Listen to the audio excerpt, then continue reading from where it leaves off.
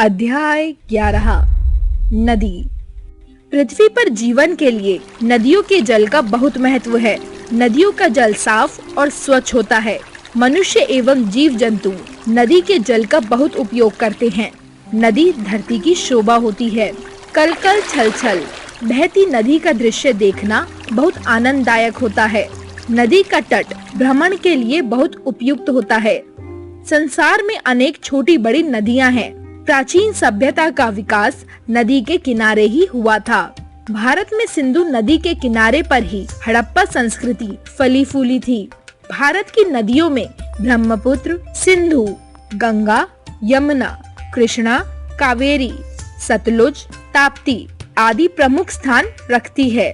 नदी तट पर अनेक शहर बसे हुए हैं। भारत की राजधानी दिल्ली यमुना नदी के तट पर स्थित है। इलाहाबाद, वाराणसी, पटना इत्यादि अनेक नगर गंगा नदी के तट पर बसे हैं। गंगा स्नान पुण्य कार्य माना जाता है। नदी तट पर अनेक धार्मिक कार्य तथा पूजा पाठ इत्यादि होते हैं।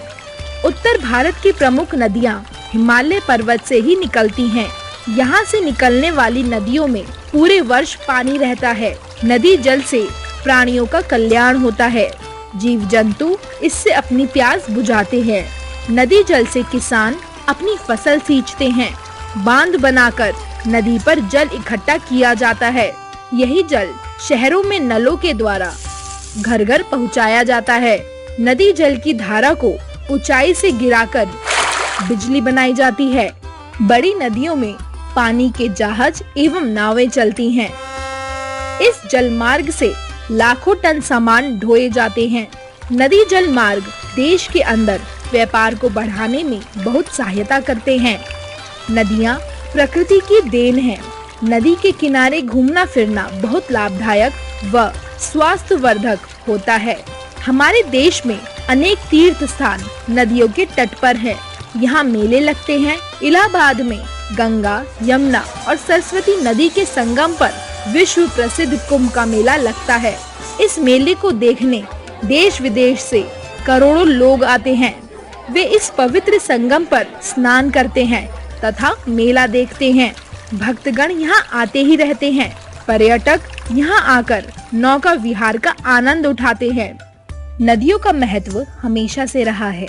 आधुनिक युग में भी शहरी सभ्यता का विकास नदियों के कारण ही संभव हुआ है। लेकिन आज अधिकतर नदियों का जल प्रदूषित हो गया है। शहर की नालियों की सारी गंदगी पवित्र नदियों में डाल दी जाती है।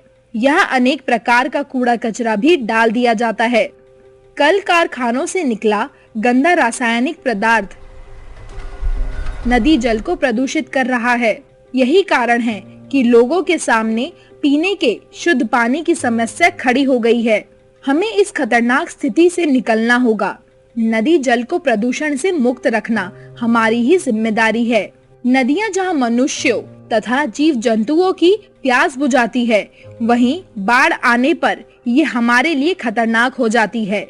बाढ़ में गांव और शहर डूब जाते हैं। जान माल की भारी हानि होती है। बाढ़ के समय नदी का जल गंदा हो जाता है। बाढ़ हटने पर नदी का जल फिर से निर्मल हो जाता है। निर्मल जल बहने वाली नदियां सदा ही मंगलकारी होती हैं। इसलिए नदियों की स्वच्छता की हर संभव कोशिश करनी चाहिए। प्रदूषित हो चुकी नदियों को फिर से साफ सुथरा बनाना चाहिए। अध्याय